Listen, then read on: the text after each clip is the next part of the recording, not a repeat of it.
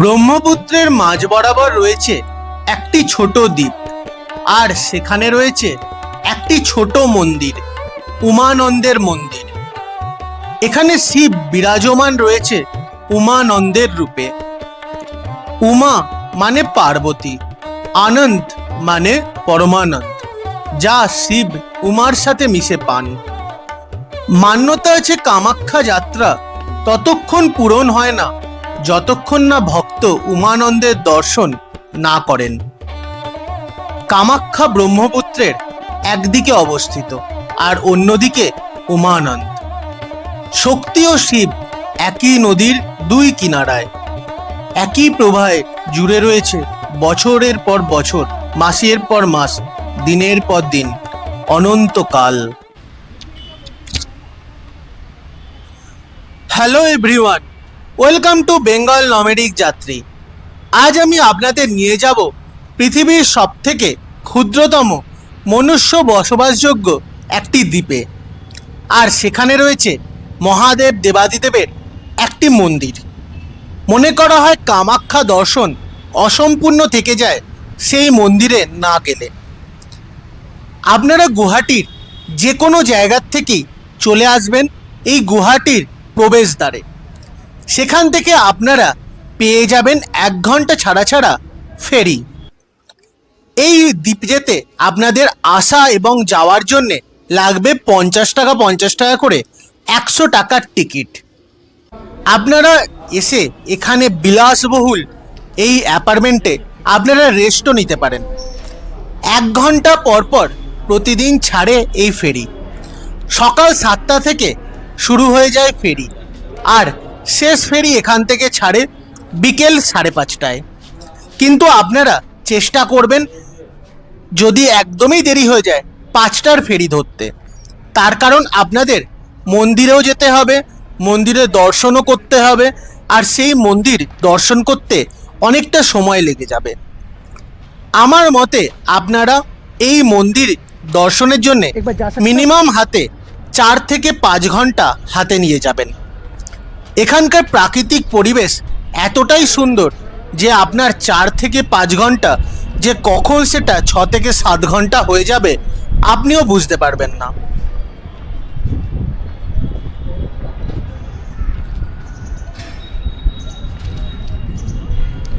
এদিকে ব্রহ্মপুত্র রিভার আর তার সাথে কামাখ্যা টেম্পলের পাহাড়।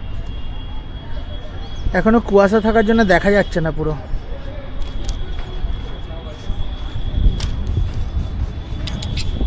একবার আপনারা জাস্ট দেখুন এখানের ব্রহ্মপুত্রের রিভার ফ্রন্টকে কি সুন্দরভাবে এত সুন্দর একটা জেটি বানানো হয়েছে।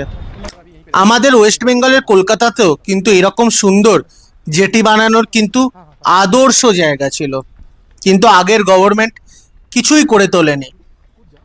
দুটো জায়গাকে আমি কম্পেয়ার করছি না, কিন্তু আমাদের ওয়েস্ট বেঙ্গলের জেটিঘাট আর এখানকার জেটি দুটোর মধ্যে আকাশ পাতাল তফাৎ, কিন্তু দুটোই পাশাপাশি স্টেট।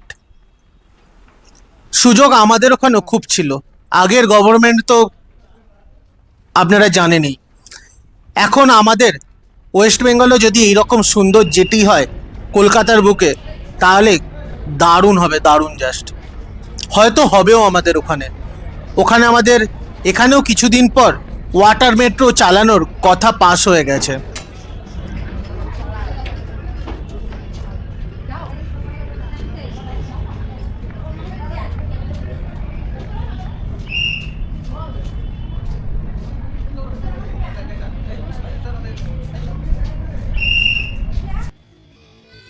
ওই ব্রিজটার নাম হলো কুমার ভাস্কর বর্মা ব্রিজ। গুয়াহাটির থেকে নর্থ গুয়াহাটি ওই ব্রিজ দিয়ে মাত্র 10 মিনিটেই এখন চলে যাওয়া যাচ্ছে।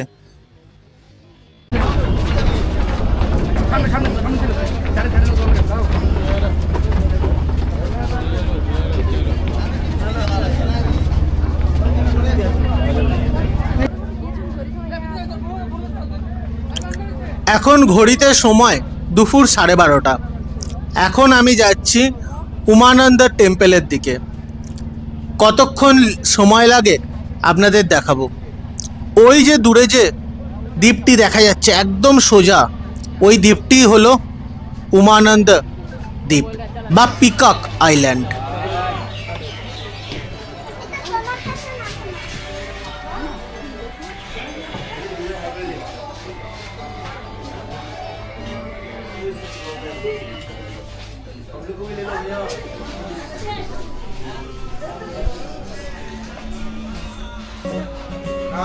कहाँ से? हाफलॉन्ग।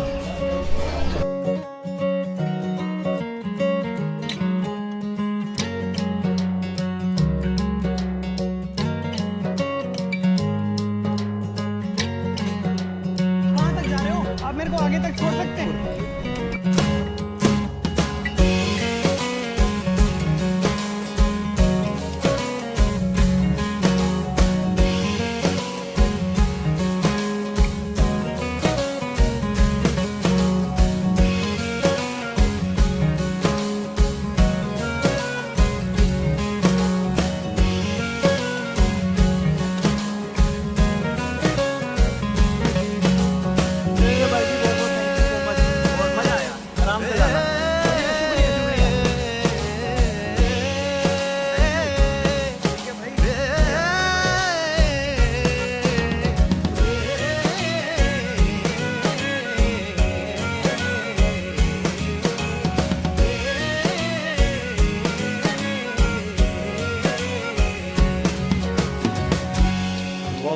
Juga budaya.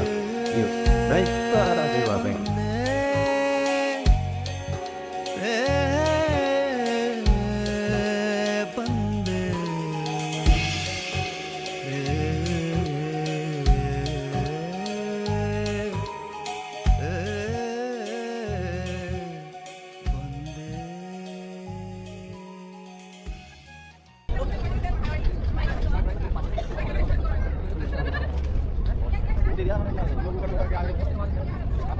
हाँ हाँ हाँ ये बकरी छोटू कौए तो जान दो हाँ कोशिश तो पहले अपना बनिए ना पहले ব্রহ্মপুত্রের রিভার ফ্রন্ট থেকে এই উমানন্দ আইল্যান্ড আসতে আমাদের এই ক্রুজের সময় লাগলো 15 মিনিট।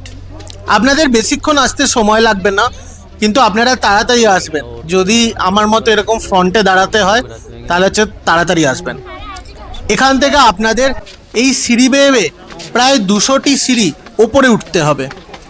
যাদের হাঁটুর প্রবলেম তাদের বলবো এখানে স্কিপ করার জন্যে, তার কারণ এখানে অন্য কোনো রাস্তা নেই এই সিঁড়ি ছাড়া। প্রথমে আপনাকে 200টি সিঁড়ি বেয়ে উঠতে হবে মাঝ বরাবর, সেখানে রয়েছে অনেকগুলো মন্দির। তারপর আরও প্রায় 150টা সিঁড়ি উঠে আপনাকে পৌঁছাতে হবে মেইন যে মন্দির আছে উমানন্দের সেখানে।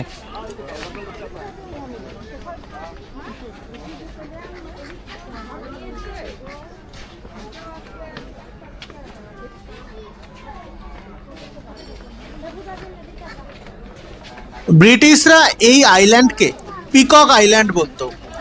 আপনাদের যখন আমি এই লঞ্চে করে আসছিলাম গুয়াহাটির থেকে, তখন যেভাবে বাইরের আকৃতিটা দেখালাম, সেই আকৃতিটা দেখতে অনেকটা ময়ূরের পালকের মতো, সেই জন্য এটাকে পিকক আইল্যান্ডও বলতো। আপনারা যদি এই উমানন্দ মন্দির অবধি না আসতে চান, আপনারা ওপর থেকেই দর্শন করতে চান, তাহলে আপনারা গুয়াহাটির থেকে পেয়ে যাবেন রোপওয়ে। সেই রোপওয়ে করে আপনারা পুরো ব্রহ্মপুত্রের এপার টু ওপার পুরোটাই চলে যেতে পারেন। ব্রহ্মপুত্রের এই রোপওয়ের নেয় এক সাইড 100 টাকা এবং বোথ সাইড 175 রুপিস করে, বাট সেটারও এক্সপিরিয়েন্স দারুণ। আমার যেহেতু সময় কম ছিল আমি সেটা দেখতে পাইনি, কিন্তু এখানে এসেও আপনাদের মন ভরে যাবে। আপনারা পুজো দেওয়ার হলে একটু তাড়াতাড়ি আসবেন এখানে।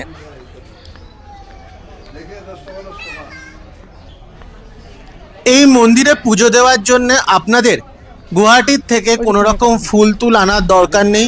এখানে আপনারা ফুলের ডালা, ধূপ, মোমবাতি আরও অনেক কিছু যা যা লাগে সব কিছুই পেয়ে যাবেন। আর এখানে রয়েছে একটি বজরংবলীর মূর্তি, দেখুন। राम नाम सुख धाम भजले राम नाम सुख धाम भजले राम नाम। উমানন্দ, উমা এবং আনন্দ পৌরাণিক বিশ্বাস অনুযায়ী ভগবান শিব তার পত্নী উমার আনন্দের জন্য এই সুন্দর দ্বীপে সময় কাটিয়েছিলেন। আবার মনে করা হয় দেবী কামাখ্যার মন্দির থেকে উমানন্দের মন্দির অবধি রয়েছে একটি গোপন সুড়ঙ্গ। মা পার্বতী উমানন্দ মানে শিবের সাথে দেখা করার জন্য সেই সুড়ঙ্গ বেয়ে আসতেন এবং তারা এখানে নির্জনে সময় কাটাতেন। কিন্তু এর সাথে সাথে রয়েছে আরও এক পৌরাণিক কাহিনী। কালিকা পুরাণ বলে সতীদাহের পর ভগবান শিব শোকে ব্যাকুল হয়ে এই দ্বীপে এসে কঠোর ধ্যানে মগ্ন হন।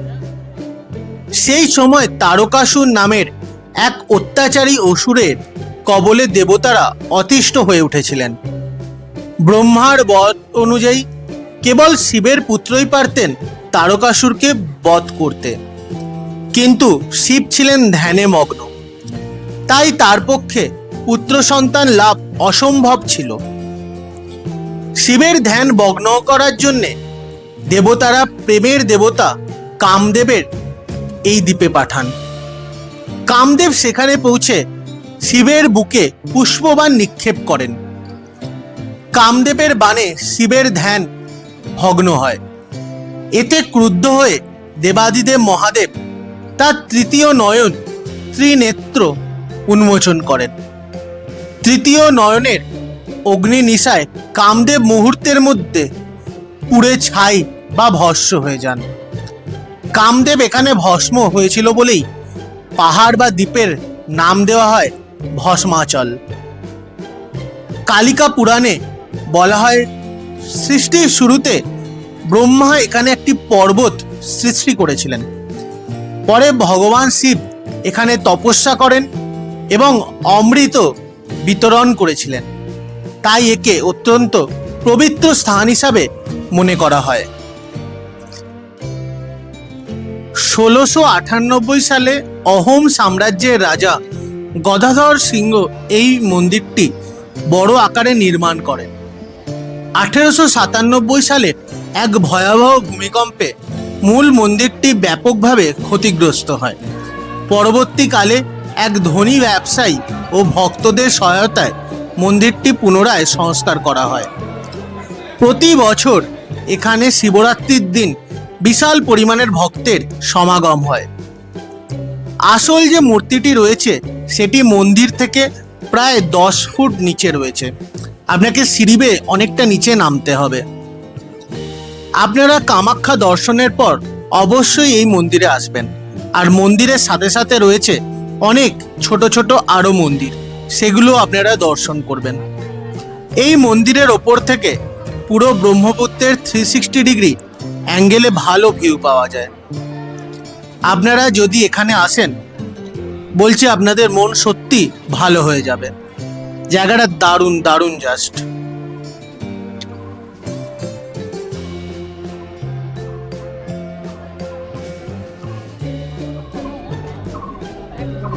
আপনারা যখন আসবেন হাতে সময় নিয়ে আসবেন।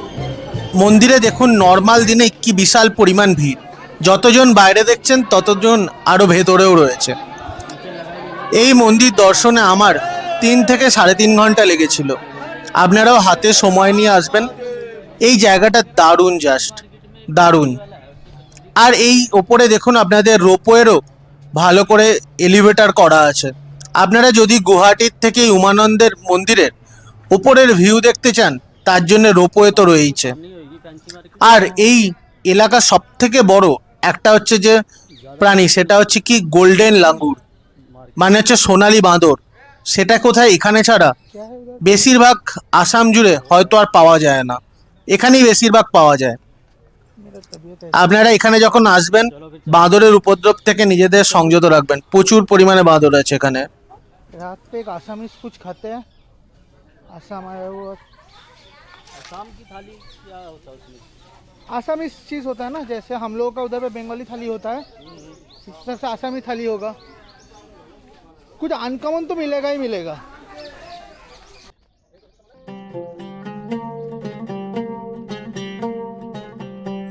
আজকের ভিডিওটি কেমন লাগলো অবশ্যই তা কমেন্ট বক্সে জানাবেন। আপনারাও চেষ্টা করবেন কামাখ্যা দর্শনের পর এখানে অবশ্যই আসতে। এখানকার মনোরম প্রাকৃতিক পরিবেশ আপনার মনকে জাস্ট আরাম দেবে। দারুণ জায়গা, দারুণ। নর্থ ইস্ট সত্যি সুন্দর, সত্যি সুন্দর। আমি এবারে আসামের খুব একটা বেশি এক্সপ্লোর করতে পারিনি। ফিউচারে আবারও আসবো, আরও অনেক আনএক্সপ্লোর জায়গা আপনাদের সাথে তুলে ধরবো। আপনারা চেষ্টা করবেন এই মন্দিরে এলে 5:30টার মধ্যে নিচে নেমে যাওয়ার, কারণ এখান থেকে গুয়াহাটি যাওয়ার লাস্ট ফেরি যায় 5:45 মিনিটে। তারপর ছোট ছোট নৌকা আছে, কিন্তু তার কোনো সিওরিটি নেই। তাই চেষ্টা করবেন যতটা তাড়াতাড়ি সম্ভব নিচে নেমে যাওয়ার। আমি ছিলাম প্রায় লাস্ট পার্সন, আমার পরে আর হয়তো 2-3 জন ছিল মন্দিরে।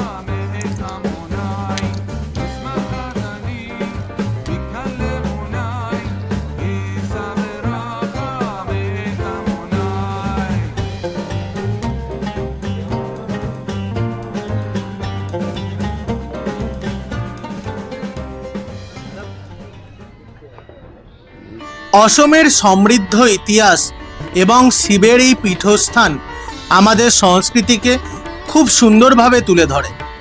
যদি কখনো গুয়াহাটি আসেন তবে অবশ্যই ফেরি চড়ে এই ছোট দ্বীপে একবার হলেও আসবেন। এখানকার নির্মল বাতাস এবং পাখির কলতান আপনার মন ভালো করে দেবে। আজকের ভিডিওটি ভালো লাগলে অবশ্যই লাইক করবেন এবং শেয়ার করবেন।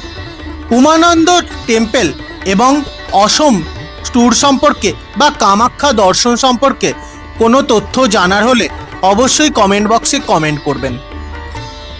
আপনাদের সাথে দেখা হচ্ছে নতুন আরেকটি ভিডিওতে। ততক্ষণ ভালো থাকবেন, সুস্থ থাকবেন।